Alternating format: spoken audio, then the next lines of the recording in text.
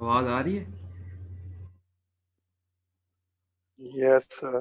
चलो yes sir. ठीक है, चलो शुरू करते हैं। बाकी रिकॉर्ड हो रहा है, जो आते जाएगा यस उस। सर। अच्छा जी, 1 मिनट 2 मिनट वेट कर लेते हैं, कुछ लड़के रिक्वेस्ट भेज।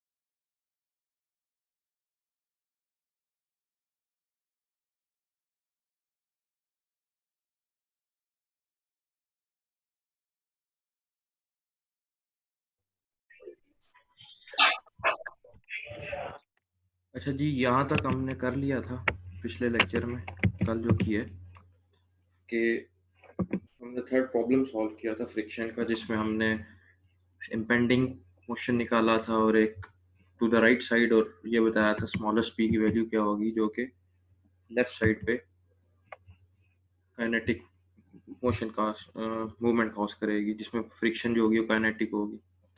अब हमने करना है स्टार्ट वेज फ्रिक्शन।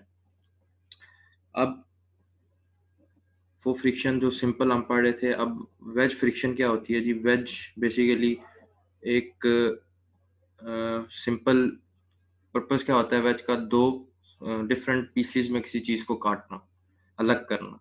और एक और वेज का पर्पस क्या होता है, जो यहाँ पे हम कह रहे हैं कि वेज की मदद से हम उस चीज़ को रेस करेंगे। मतलब एक वेज की मदद से, ये जिस तरह ये नज़र आ रहा है कि ये मैंने वेज इंसर्ट की और ये वुडन ब्लॉक क्या हो रहा है, ऊपर की तरफ उठ रहा है। इसको कहते हैं कि ये मशीन है जो कि रेस कर रही है हैवी लोड्स को। तो अब ये जो फोर्स है which is required to lift block, ये जो फोर्स पी पुशिंग फोर्स है जो ब्लॉक को लिफ्ट कर रही है, वो क्या है? Less than block weight. इस ब्लॉक वेट से लेस है इस केस में। कि ये जो ब्लॉक का वेट है जो कि वर्टिकली यहाँ पे डाउनवर्ड एक्ट कर रहा है, ये जो पुशिंग फोर्स है जो कोई इसको लिफ्ट कर रही है, वो क्या है? Less than block. जब आपकी ये फोर्स जो है इस ब्लॉक के वेट से कम होगी, तो उस वक्त फ्रिक्शन कौन सी होगी? स्टैटिक फ्रिक्शन होगी। ठीक है, क्योंकि ब्लॉक उस वक्त अभी रेज नहीं होगा। जो ही ये फोर्स एक्सीड करेगी इस वेट ऑफ ब्लॉक से, ब्लॉक क्या होगा? ऊपर की तरफ यूं रेज होगा। जब ऊपर की तरफ रेज होगा, फिर हम उस कंडीशंस को देखते हैं कि वो कंडीशन क्या क्या होंगी। अच्छा, उसके बाद जो फ्रिक्शन है, it prevents veg from sliding out. तो फ्रिक्शन क्या कह रही है? इस वेज को प्रिवेंट कर रही है कि वो ये स्लाइड भी ना करे। अब इसको देखते हैं, वन बाय वन करके देखते हैं कि किस तरह ये इसमें रोल प्ले कर रहा है।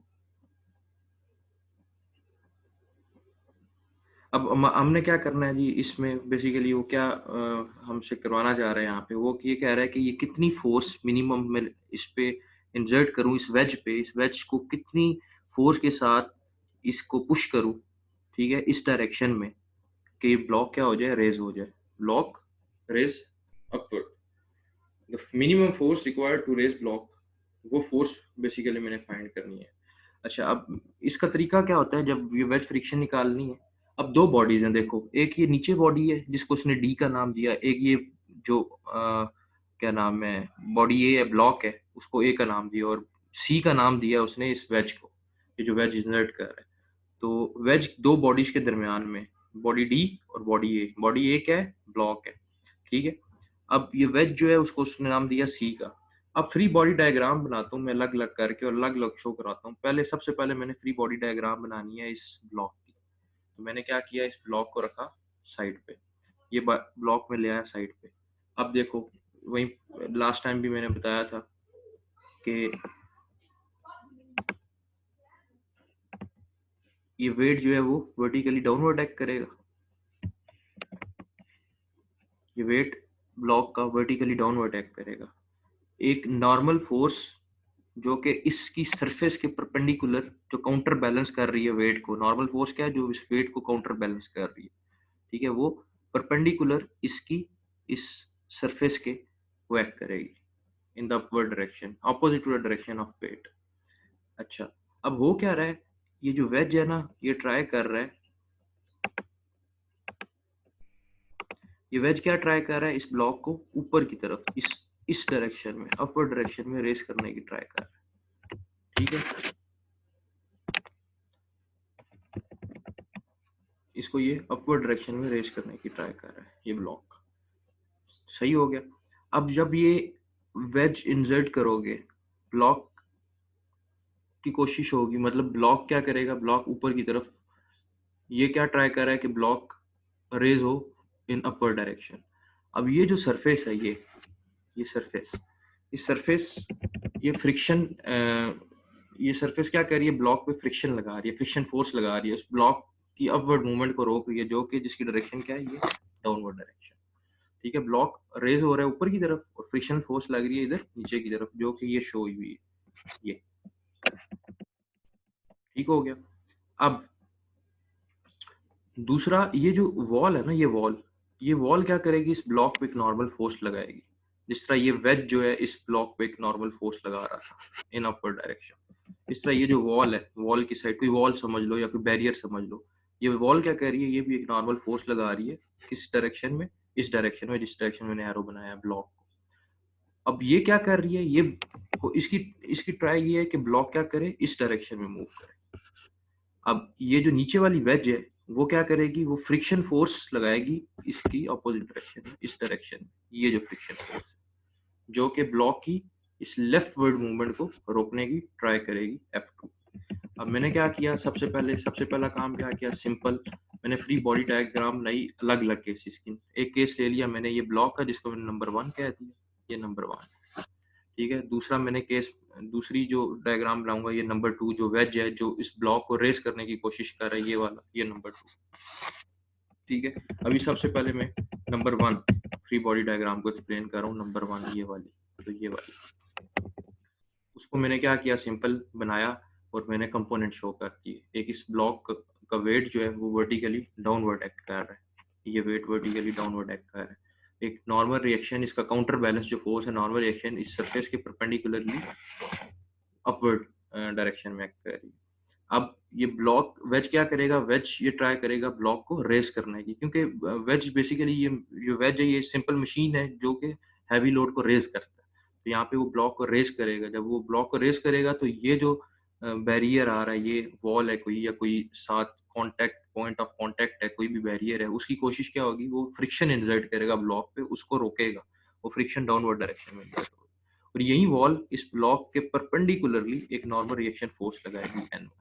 ठीक है, अब ये ब्लॉक ये भी ट्राई करेगा कि इस डायरेक्शन में मूव करे, तो इस डायरेक्शन के लिए इसको काउंटर बैलेंस क्या करेगी, ये फ्रिक्शन फोर्स F2, जो कि इस डायरेक्शन में लग रही है, F2 लग रही है इस डायरेक्शन, ये इस डायरेक्शन में लग रही है। ठीक हो गया, ये अब मैंने इसकी फ्री बॉडी डायग्राम बना ली। नंबर 1 किसकी, ब्लॉक की, मैंने इसको अलग अलग करना है। अब ब्लॉक में मैंने, अब मेरे पास इक्विलिब्रियम की इक्वेशंस हैं, वो लगाई। सबसे पहले sum of f of x is equal to 0, sum of f of x is equal to 0। अच्छा, मैंने नाम दे दिए, ये जो फ्रिक्शन फोर्स ये वाली थी इसको F1 कह दिया, ये जो फ्रिक्शन फोर्स थी इसको F2 कह दिया।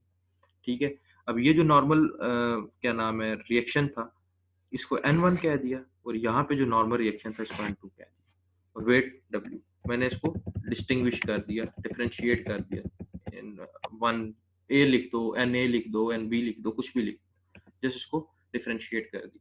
अब sigma of x is equal to 0 क्या होगा, sum of all the horizontal forces, forces के तमाम हॉरिजॉन्टल कंपोनेंट 0 होंगे। अब हॉरिजॉन्टल कंपोनेंट कौन कौन से हैं, एक ये F2, एक ये N1। ठीक है, क्योंकि N1 की डायरेक्शन किस तरफ है, नेगेटिव एक्स एक्सिस की तरफ, तो माइनस N1। F2 की डायरेक्शन पॉजिटिव है, और क्या होता है, फोर्स किसके इक्वल होती थी, बताया था म्यू के, म्यू N। ठीक हो गया, तो अब क्योंकि ये फोर्स F2 है, तो ये म्यू N2 हो जाएगा, नॉर्मल फोर्स N2 हो जाएगी। अब ये यहाँ पे S क्यों लिखा, क्योंकि ये भी केस में कौन सा, ये केस जो मैं कर रहा हूँ वो कौन सा कर रहा हूँ, ये point, force required to lift block is less than block weight. तो अभी वो स्टैटिक कंडीशन में मूव नहीं कर रहा, रेज नहीं हो रहा, स्टैटिक, इस पे जो भी कोफिशिएंट ऑफ फ्रिक्शन होगा वो स्टैटिक होगा।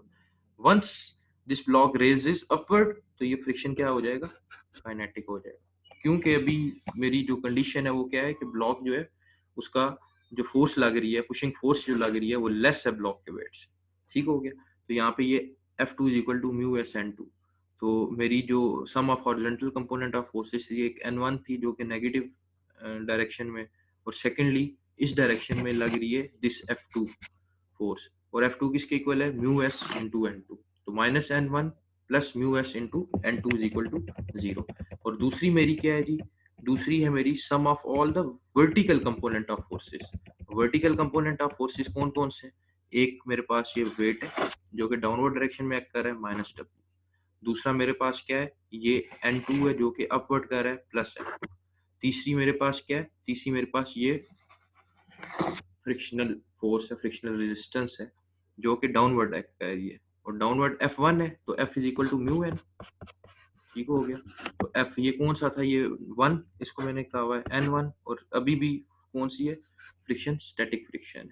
तो ये क्या हो गया, F1 is equal to mu S N1। तो ये वही चीज लिखी हुई है म्यू एस N1। तो मेरे पास sigma of x is equal to 0, sigma of y is equal to 0। ये फ्री बॉडी डायग्राम किसकी मैंने बना ली, ब्लॉक की बना ली। अब मैं जाता हूँ, जो चीज जो मशीन में यूज कर रहा हूँ वो क्या यूज कर रहा हूँ, वेज, जो कि इसको ट्राई कर रही है रेस करने ऊपर। तो ये सेकंड, अब मैंने पहली एक्सप्लेन कर दी, पहली इसको मैंने अलग अलग करना पार्ट्स में। अब सेकंड मैंने क्या उठाई, वेज उठाई, ये वेज है, ये जो सी है। ठीक हो गया, ये वेज है। अब इस वेज को मैंने बनाया अलग। अब ये वेज जो है ये अलग करके बना दी, ये बनी हुई। अब ये जब मैंने वेज बनाई तो अब इस वेज पे एक ये जो ब्लॉक था इसके ऊपर, वो एक नॉर्मल फोर्स लगाएगा। अब ब्लॉक क्योंकि उस वेज के ऊपर है, ठीक है, तो ये नॉर्मल फोर्स जो लगाएगा इस वेज की सरफेस के परपेंडिकुलर लगाएगा इन डाउनवर्ड डायरेक्शन, इसलिए लिखा हुआ है माइनस N2।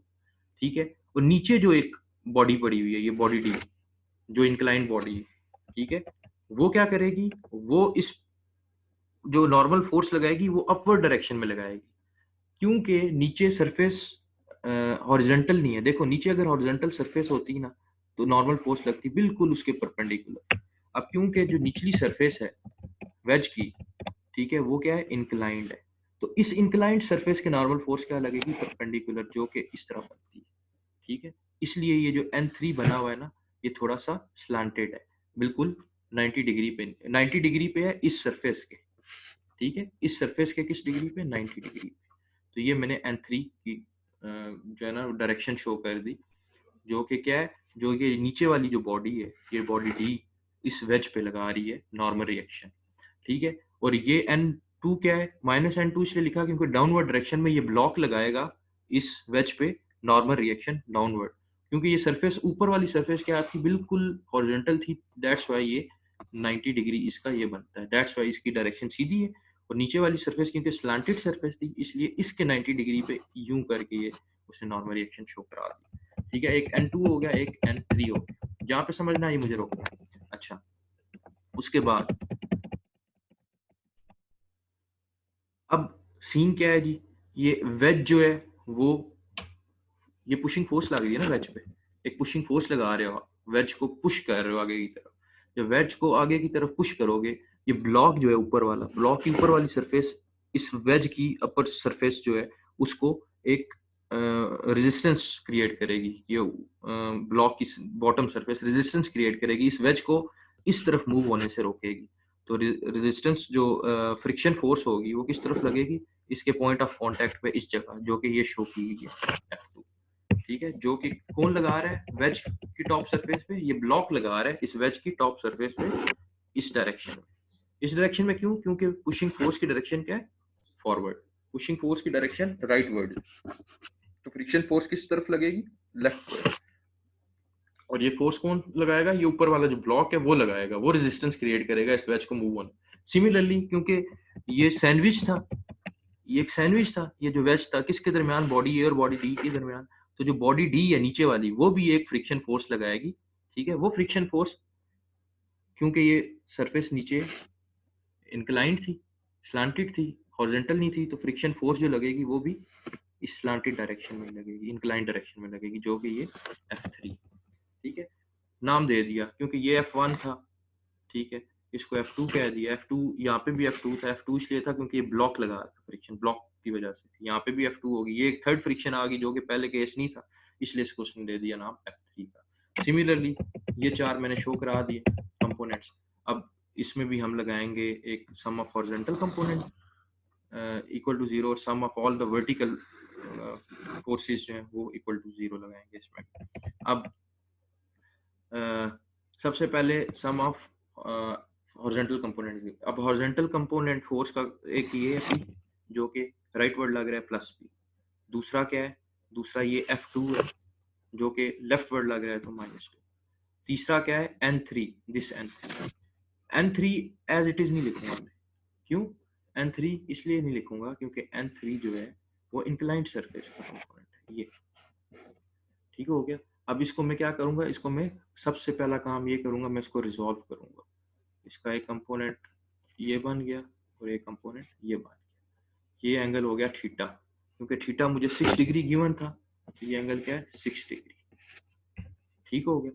अब ये क्योंकि N3 थी ये वाली फोर्स, तो उसका ये वाला जो कंपोनेंट है ये वाला दिस वन, ये क्या हो जाएगा, ये N3 cos थीटा हो जाएगा, यानी cos 6 डिग्री हो जाएगा।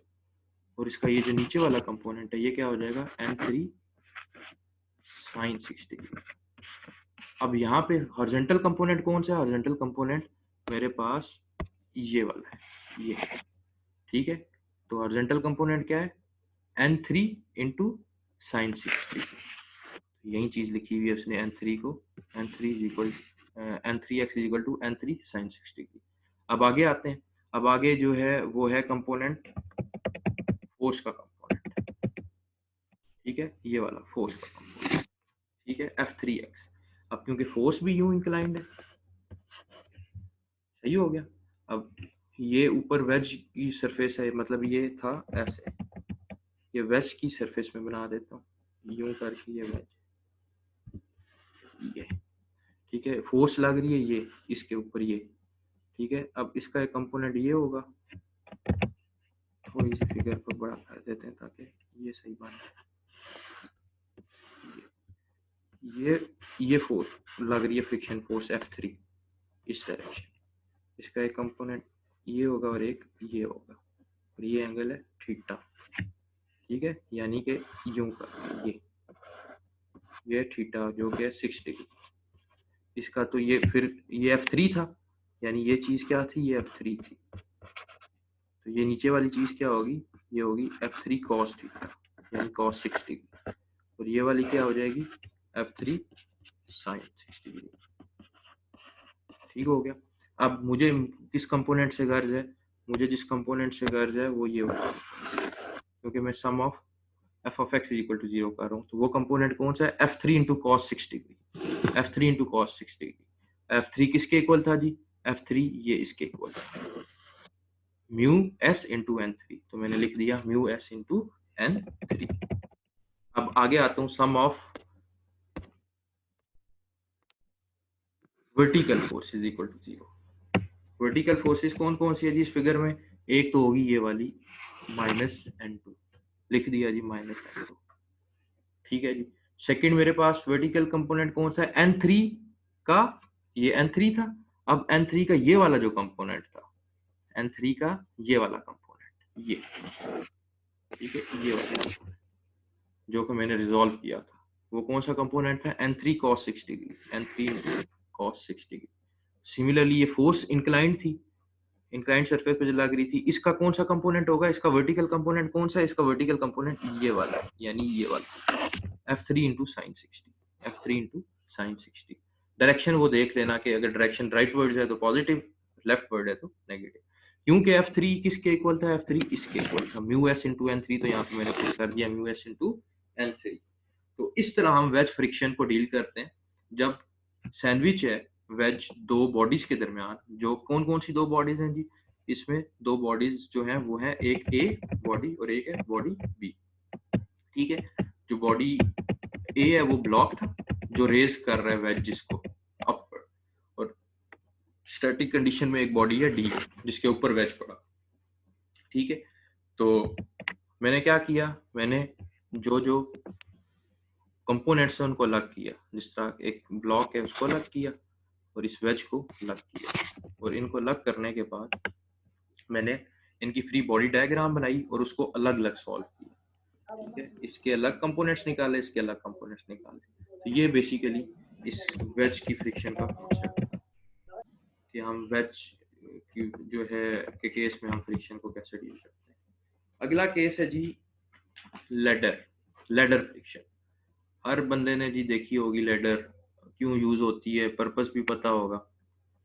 ठीक है, इसके लिए हमें चाहिए व्हाइट बोर्ड किधर था, ये। ठीक है जी, तो लेडर फ्रिक्शन क्या है, सिंपल, कोई इसमें नहीं है, हर डेली लाइफ में यूज होती है लेडर। ऑब्वियसली फ्रिक्शन, मैंने पहली बात बताई थी जब स्टार्ट किया था लेक्चर के, फ्रिक्शन इज ऑलवेज देयर। ठीक है, हर चीज जो है ना आपको किसी ना किसी रेजिस्टेंस का सामना करना पड़ता है, क्योंकि हम आइडली किसी केस में इन्वॉल्व नहीं, हम वैक्यूम में नहीं है कि हमें किसी फ्रिक्शन का सामना ना करना पड़े। एयर की फॉर्म में हो, किसी फ्लूइड की फॉर्म में हो, कोई भी फ्रिक्शन का हमें सामना करना पड़ता है।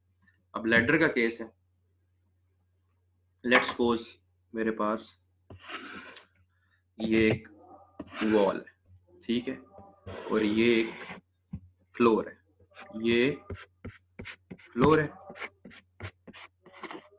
ठीक है, ये वॉल है। ठीक हो गया जी, ये एक लेडर है, ये ऐसी लेडर होती है ना, इंक्लाइंड होती है ना, लेडर इंक्लाइंड ही होती है ना जी। ठीक है, तो ये लेडर का जो एंड पॉइंट है वो किधर है, फ्लोर पे है, और दूसरा वॉल पे। ऐसे तो नहीं हो सकता कि फ्लोर के साथ इन कांटेक्ट और वॉल के साथ ना हो, ऐसे वहां में हो, या वॉल के साथ इन कांटेक्ट में और फ्लोर के साथ इन कांटेक्ट ना हो।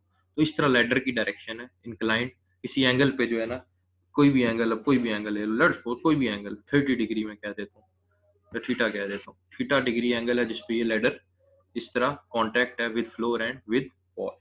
ठीक हो गया।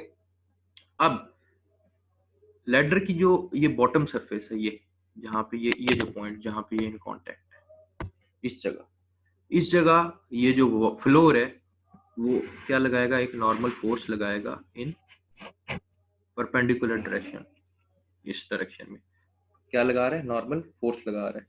ये लगा कौन रहा है, फ्लोर लगा रहा है, तो ये NF हो जाएगा।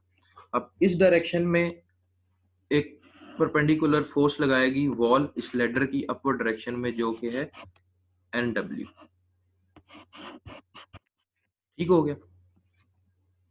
तो जो वॉल लगा रही है लेडर पे फोर्स, वो टॉप पॉइंट पे लगा रही है normal reaction force perpendicular to direction of wall, और जो फ्लोर लगा रहा है वो perpendicular to direction of this surface, वो लगा रही है लेडर पे।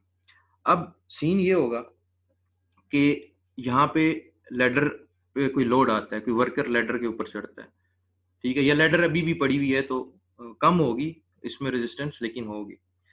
अब यहाँ पे कोई लोड आता है लेडर पे, तो यहाँ नीचे वाले पॉइंट पे लेडर क्या करेगी, लेडर इस तरफ जाने की कोशिश करेगी, स्लाइड करेगी इस डायरेक्शन। ठीक है, तो ये जो फ्लोर है वो इस डायरेक्शन में क्या करेगा, फ्रिक्शन क्रिएट करेगा, F। ठीक है, फ्रिक्शन, तो क्योंकि ये फ्लोर फ्रिक्शन क्रिएट कर रहा है लेडर पे, तो FF लिख देता हूँ इसको, और F किसके इक्वल है, म्यू एन के।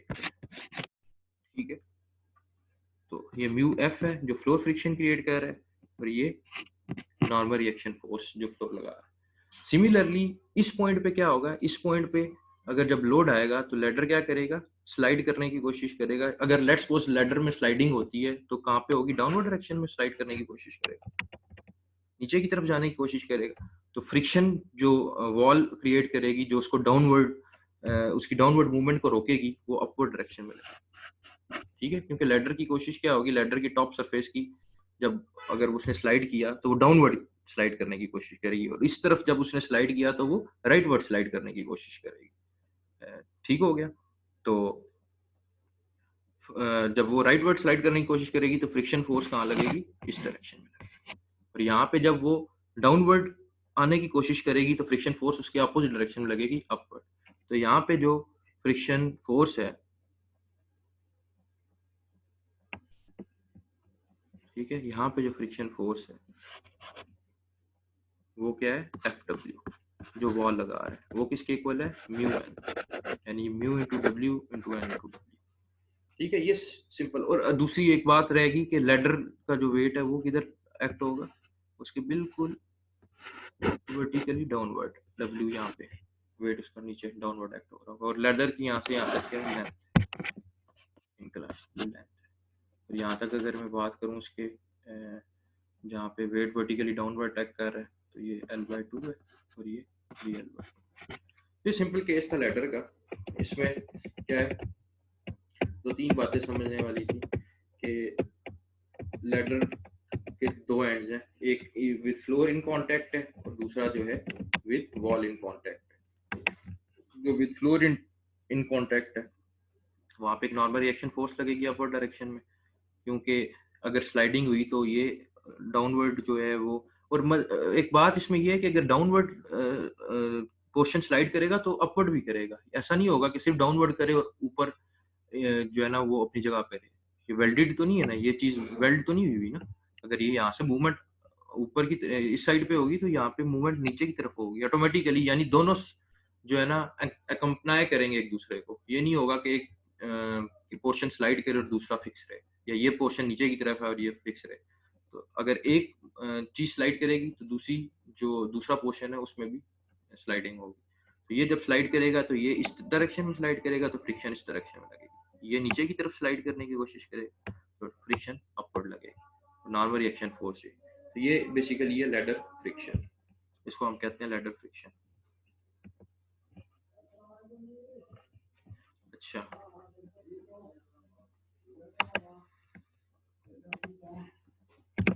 यही चीज है, इसमें भी कोई खास बात नहीं। अच्छा, ये बेसिकली अब ये लेडर थी, ये प्लैंक है। प्लैंक एक long thin piece of timber होता है, कोई प्लैंक पड़ा हुआ है इस सरफेस पे। इसको भी मैं अगर न्यूमेरिकल में यही न्यूमेरिकल हम करेंगे तो थोड़ा सा मैं यहाँ पे भी आइडिया दे देता हूँ। ये प्लैंक है, ठीक है, ये जो प्लैंक है ये है, इसको मैं इसकी फ्री बॉडी डायग्राम बना देता हूँ। अब इस जगह पे ना, इस जगह पे प्लैंक क्या करेगा, नीचे की तरफ स्लाइड करने की कोशिश करेगा। जब इस पे लोड आएगा या कोई मूवमेंट हो रही है, उसकी प्लैंक क्या करेगा, नीचे डाउनवर्ड स्लाइड करने की कोशिश करेगा। तो डाउनवर्ड डायरेक्शन से ही, यानी कि यूं है ना ये, तो इसको अपवर्ड डायरेक्शन में, इस डायरेक्शन में क्या मिलेगी, एक फ्रिक्शनल फोर्स का सामना करना पड़ेगा, ठीक है। और प्लैंक की जो है ना इस जगह पे, ये जो जगह यहाँ पे एक नॉर्मल रिएक्शन फोर्स होगी जो कि इसके बिल्कुल परपेंडिकुलर होगी, यहाँ इस लाइन के बिल्कुल परपेंडिकुलर एक नॉर्मल रिएक्शन फोर्स, ठीक होगी। सिमिलरली इस जगह पे एक नॉर्मल रिएक्शन फोर्स होगी यहाँ पे, सही है। और इस जगह पे एक फ्रिक्शन फोर्स भी होगी जो प्लैंक की इस मूवमेंट को भी रोकेगी। खैर न्यूमेरिकल में इसको हम डिटेल में देखेंगे कि क्या हो रहा है। अच्छा, ये न्यूमेरिकल में क्या है कि ये एक्स डिस्टेंस हमने बताना है, जिस डिस्टेंस पे ये मतलब एक पर्सन इज मूविंग, किस डिस्टेंस पे जाके वो एक्स का डिस्टेंस, वो वैल्यू क्या है एक्स की, वो डिस्टेंस क्या है फ्रॉम दैट पॉइंट, अगर वो पूछता है, या फ्रॉम पॉइंट बी पूछता है जिस पे स्लाइडिंग होगी, ठीक है। तो ये न्यूमेरिकल हम आगे करेंगे, इसको हम आगे डिटेल में देखते हैं। अच्छा, इसके बाद हम आते हैं आगे,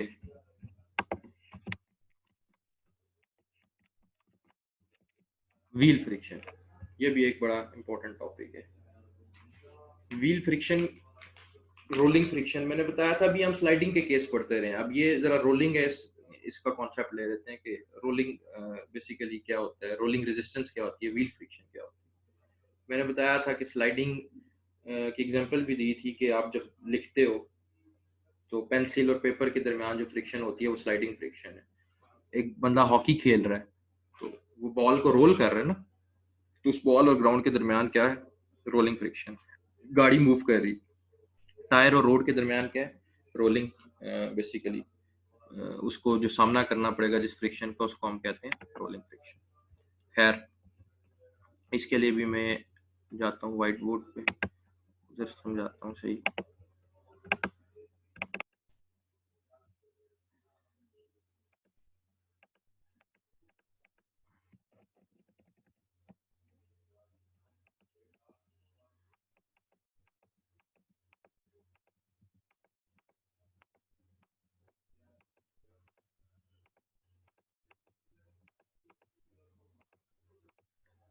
लेट्स सपोज एक कार है, वो उसकी मैं ओवरऑल कार तो नहीं बनाता, एक टायर है वो मूव कर रहा है, एक सरफेस है रिजिड सरफेस। रिजिड सरफेस मतलब हार्ड सरफेस है, ठीक है।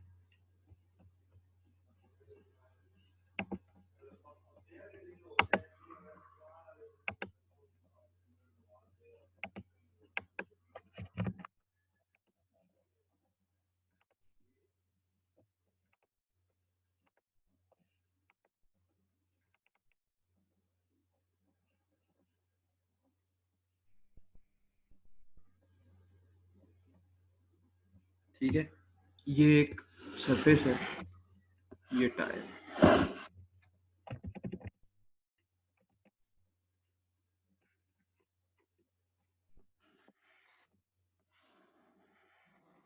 ठीक है, अब ये जो टायर है इसका वेट कहाँ पे एक्ट करेगा, वर्टिकली डाउनवर्ड, डब्ल्यू। सही है, बिल्कुल। ये सरफेस क्या करेगी, एक नॉर्मल रिएक्शन क्रिएट करेगी। सही है, जब ये रिजिड है ना, जब टायर, बताना मैं चाह रहा हूँ, जब रोड रिजिड है तो जी नीचे वाला पोर्शन फ्लैट हो जाएगा, बिल्कुल।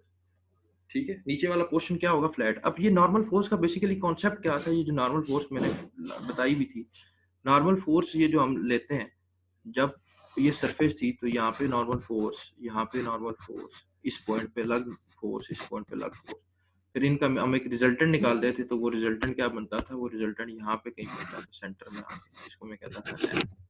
ठीक है, और ये लाजमी नहीं है कि हर दफा रिजल्टेंट सेंटर में बने, क्योंकि ये टायर जब रोड रिजिड है, टायर के जो टायर और रोड के दरमियान जो ये वाली सरफेस है नीचे, ये क्या फ्लैट है। जब फ्लैट है तो इस तरह का ये कॉन्सेप्ट बनेगा, तो एक नॉर्मल फोर्स बनेगी जो कि यूं एक्ट करेगी। लेकिन लेकिन अगर ये चीज रोड रिजिड ना हो, सरफेस जो है वो कंप्लीटली रिजिड ना हो, उस केस में क्या होता है, उस केस में जो नॉर्मल रिएक्शन होता है वो इस तरह नहीं रहता। कैसे जी, लेट्स सपोज ये रोड है, ठीक है,